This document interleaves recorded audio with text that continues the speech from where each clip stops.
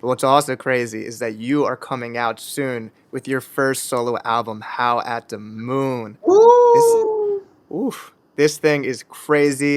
It is featuring so many amazing artists that we're about to get into, including Chris Patrick, Deontay Hitchcock, Marco Plus, all them Atlanta, New Jersey boys. Shout out to Chris. You got Flame on there. I mean, dude, tell me about the process. This is the first time coming out with a solo project. What does that mean to you? Why does this feel like this is the time? I also got my boy Big Cup on there from Tennessee. He's nice. Who else? Benji's on there. Benji's on Meow. Um, Meow's a funny ass song. yeah, it's a breakup song. It's heartbreak. It's Meow, but like the Yeah. cat is hurt. Yeah, Yeah. man. I mean, that was a fun album to make, bro. I ain't gonna hold you. That was the most fun I ever had making music. Like not just. I had a lot of fun making like Mirrorland. Mirrorland was like super fucking fun to make. So like I really didn't think I could have that much fun making an album again because we was all over the place on Maryland. We was on tour. We did a lot of shit in LA. We was watching a lot of crazy ass shit. Maryland was crazy as fuck to me, but it felt kind of like that again, just even more untethered on like the sense of like where my mind could go. You know what I'm saying? Like I Hmm. wasn't thinking about. I've never just thought about nothing but my life story before. Honestly, you know what I'm Hmm. saying? I never put that much. Like a lot of my shit be like quirky shit, cool lines. I put some story in where I can, but like I never went to like a place where I'm like really like each song is very connected to some truth.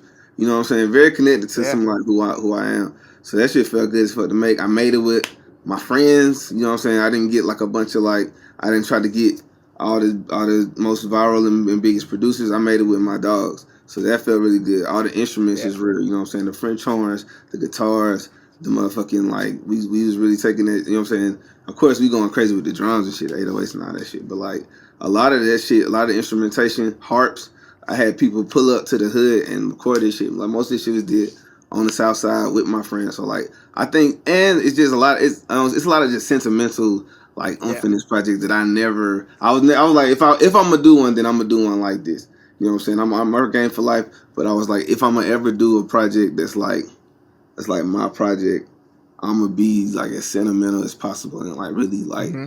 you know what I'm saying? Put all my feelings into it. It was inspired by like Tarantino movies and like the death of my cousin. He just passed last winter, Sorry to hear and that. yeah, no, it's like all the pieces. I got so the first song, Plot Twist. That's a Hmm. sample of my father. He was a musician back in the '80s.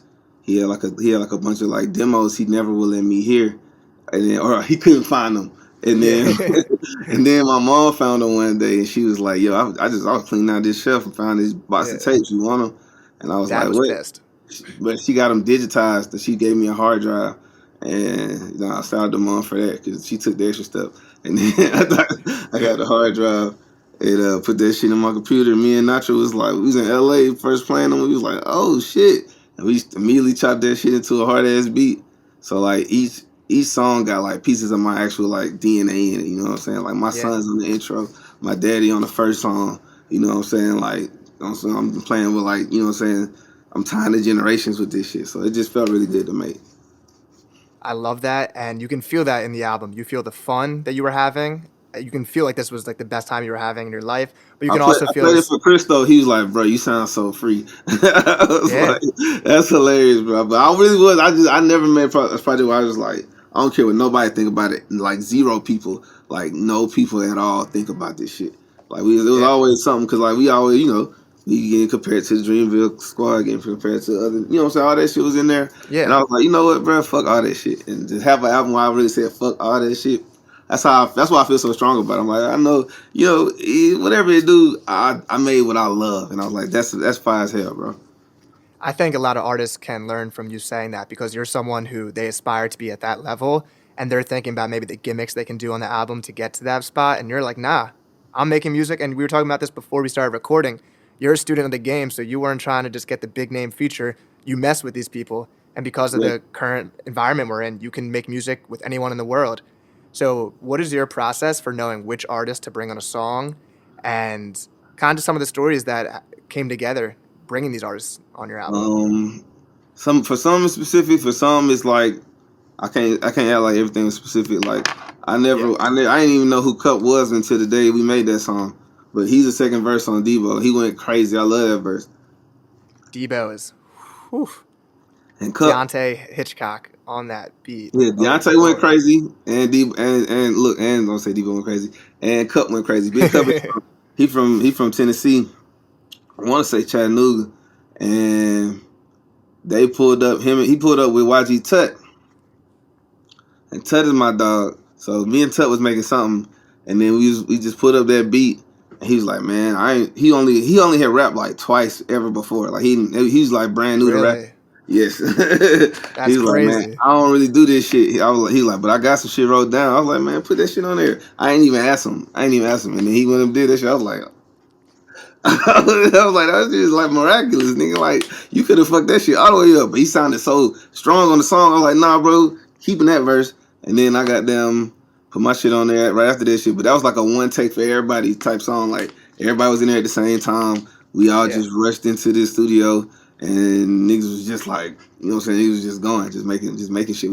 The beat was made at the same time as the verses was wrote, and like niggas just did that shit. Like that was one of them. That's why I love that song.